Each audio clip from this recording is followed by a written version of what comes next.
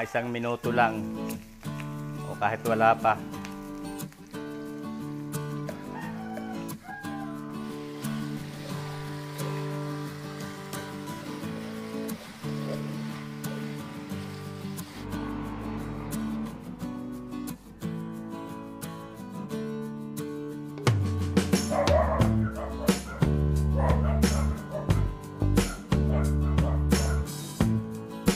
Gandang araw po ulit mga kabayan at welcome back po ulit.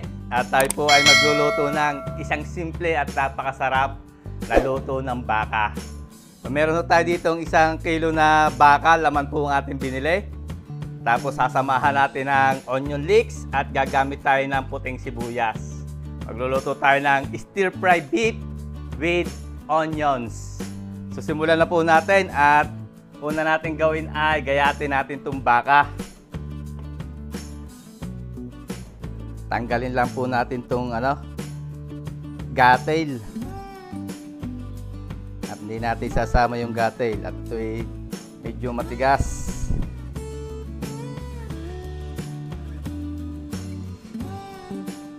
Yan. Atin lang pong itrim.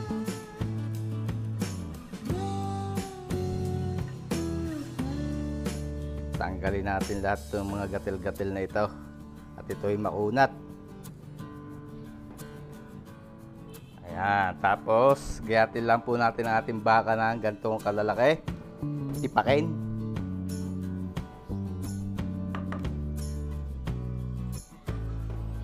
Ayan, ganyan. Tapos gagayatin po natin yan na maninipis. Hanapin po natin yung hibla. Yan, kailangan po ay ganyan, across the grains. So papaganyan po ang gayat natin. Ayan. Kailan nakalihis sa kanyang hibla.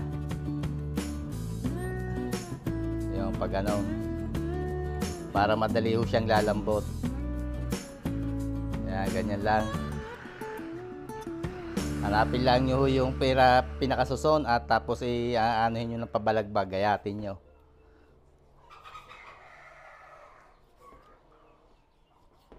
Gagamit po tayo dito lang tenderizer.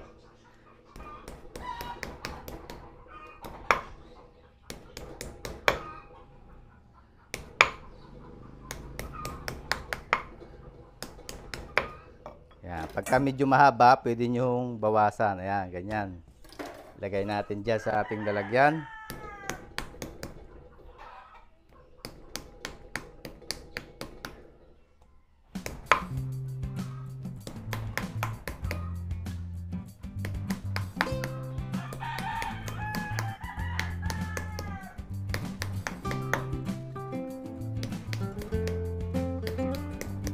So yan, pagkatapos po nating magayat at matenderize, timplahan po natin. Napakasimple lang po naman ang timpla niyan. Ilalagay po tayo ng paminta, toyo, o kung meron po kayong dark soy sauce, pwede kayong gumamit ng dark soy sauce. Ang gagamitin ko lang po itong ordinaryong toyo. Ilagay po tayong toyo. Lagay din po tayo ng oyster sauce.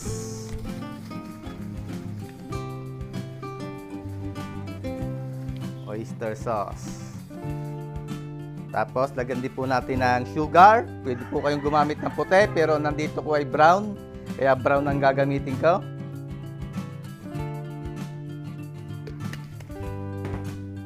Tapos lagyan po natin ng cornstarch.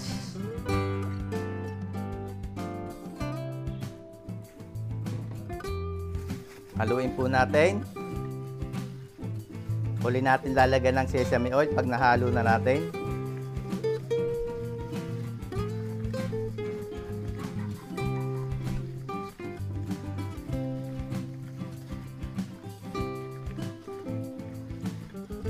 Hindi po tayo gagamit ng rice wine kasi yung mga bata po kakain ito ay ihahatid natin to sa school mamaya. Dahil kanina wala silang baon na ihahatid natin. Tanghalian nila ito. Kaya hindi tayo gagamit ng wine. At saka hindi rin po tayo gagamit ng baking soda. Lagyan lang po natin ng, huli natin ilagay yung sesame oil. Pag nahalo na natin yung mga ingredients. Haluin po ulit natin.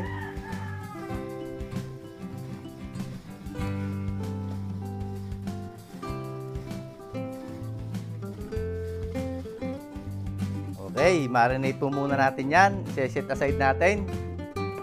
At ipiprepare muna natin yung ating panggisa.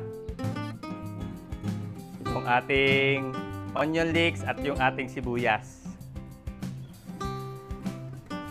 Yun, habang minamarinate po natin itong ating beef, gayatin natin itong ating onion leeks. Putulin natin dito sa parting matigas. Iwalay natin yung dahon. Tapos unahin natin gayatin itong medyo matigas. Yan. Hatiin po natin sa gitna.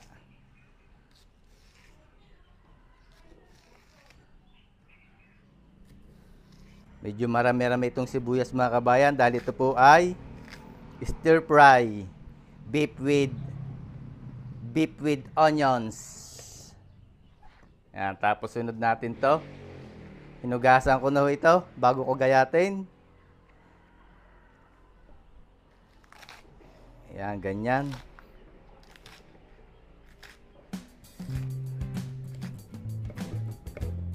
Okay.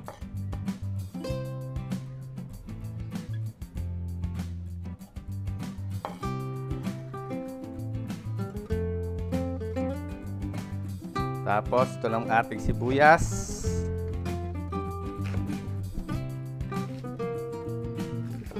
Yan, malalaki rin ho ang gayat. Siyempre, itutulad natin yan doon sa ating beef. Iwahiwalayin lang po natin para mamaya pag ginisa natin madali siya mag-iwahiwalay.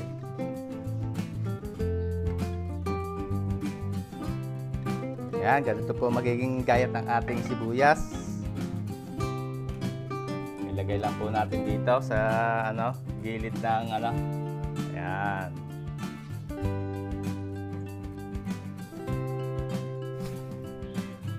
Mag-prepare din po tayo ng isang buong bawang. Ilagay natin sa plastic para hindi mahirap manlimot at pag nananalsik ang hirap limutin. Yan, lagay lang po natin sa plastic na ganyan.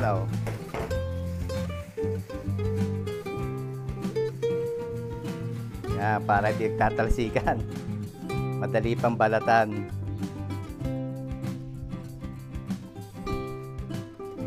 Durugin lang po natin to. Mimins.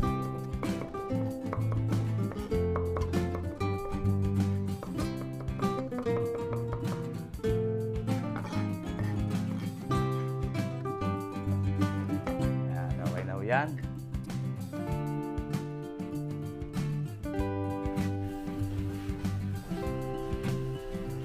Okay, mag-init na po tayo ng kawali dito. At papansirin muna tayo. Lagay po tayo ng konting mantika. Tamang-dami lang ng mantika.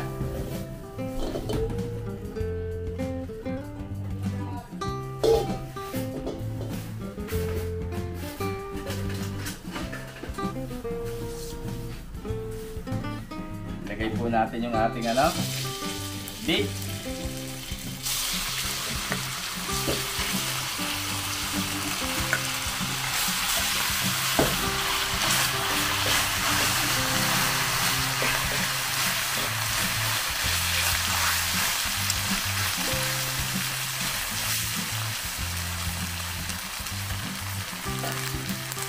Yan lang po natin mag-brown. Yung kabilang side, yan. Kaya maya natin haluin pagka brown na yung kabilang side. Babantay lang po natin at baka masunog.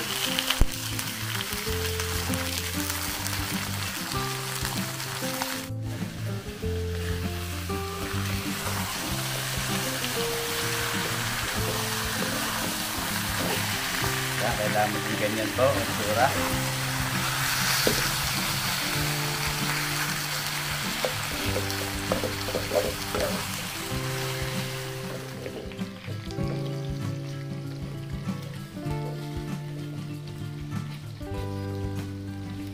Yan, okay na ho ito. Ganito yung tsura, medyo brown na. Lagay na po natin yung ating bawang. Sama na natin. Gisa natin. Ready natin yung bawang, sayang. Yan.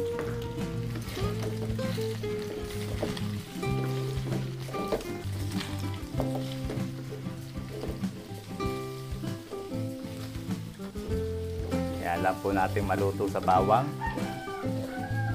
Kinilangan ko lang konti yung ating apoy at para masunog. Halo-haloin lang po natin.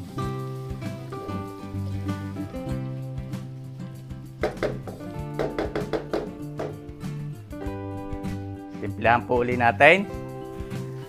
Maglagay ulit tayo ng konting soy sauce.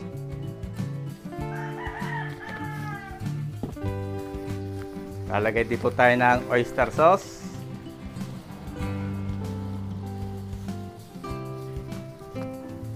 Lagyan ulit natin ng paminta.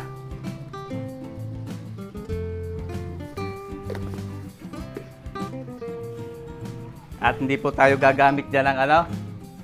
Hindi po tayo gagamit dyan ng alak o cooking wine, at mga bata po kakain, lagyan pa natin ng konting brown sugar.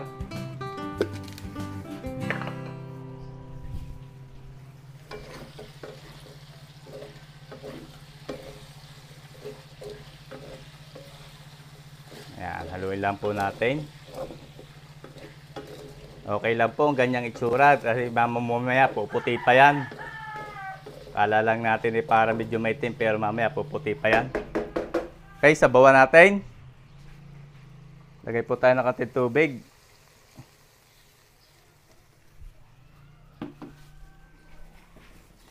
Tapos, pakuluin natin.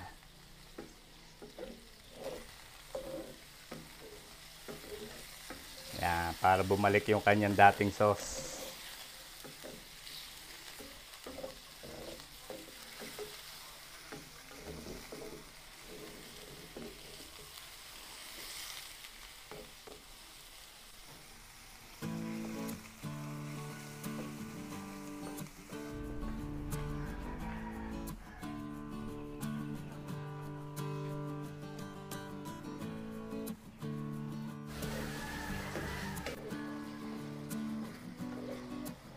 Lumapot na siya mga kabayan, oh. Naging ganyan na sauce habang naiiga.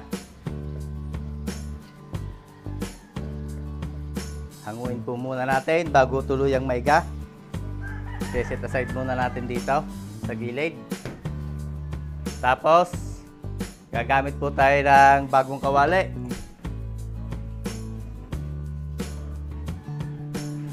Ilagay tayo ng konting mantika.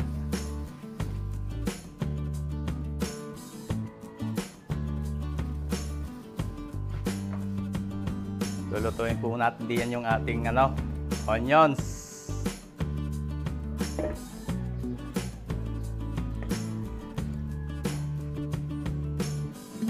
Initin natin ng konti bago natin lagay. Lalagay lang po natin na yung pinakaputi ng ating onion leeks at saka yung sa ating sibuyas. Yung medyo matigas na parte lang. Yan, pwede na yan.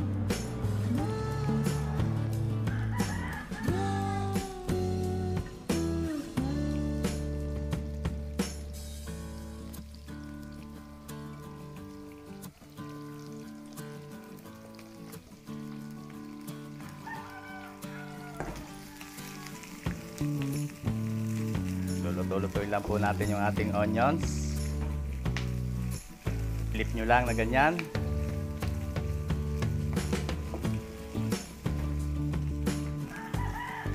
Isang minuto lang o kahit wala pa. Palalabasin lang po natin yung ating katas ng pero hindi natin dapat malamog yung ating sibuyas. Yan, okay na ho yan. Ganyan. Tapos ilagay po natin dito.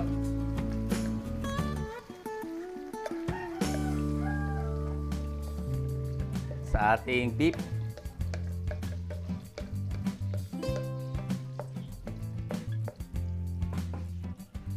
Okay, balik natin sa kawali. Haluin po natin. Ayan.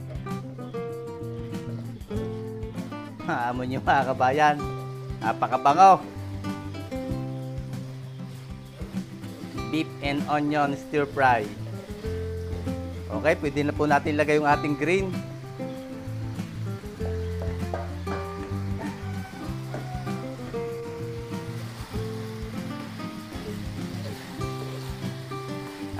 Pwede nito mga kabayan subukan sa inyong mga tahanan o kayo may mga restaurant dahil sa mga resto po.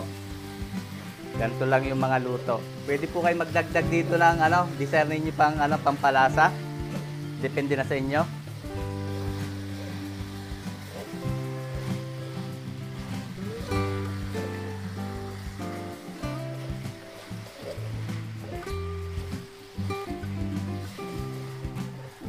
Maganda yung ating onion mga kabayan kasi hindi siya lamog, parang crispy pa rin.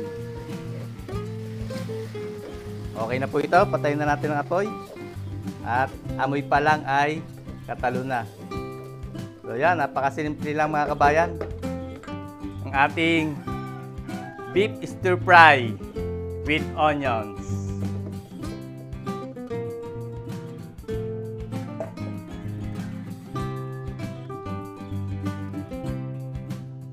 Natin tikman mga kabayan, tikman natin kung malambot.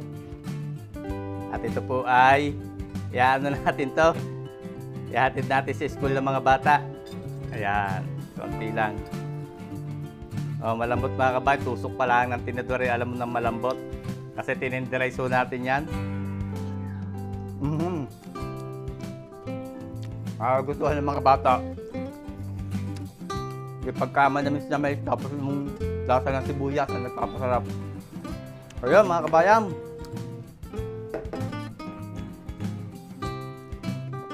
Hanggang dito na lang po tayo at marami pong salamat sa patuloy niyong pagsuporta sa ating mga video. Ingat po lagi tayong lahat mga kabayan at God bless po sa ating lahat. Sana po ay magkita-kita tayo uli sa susunod ko pang mga videos.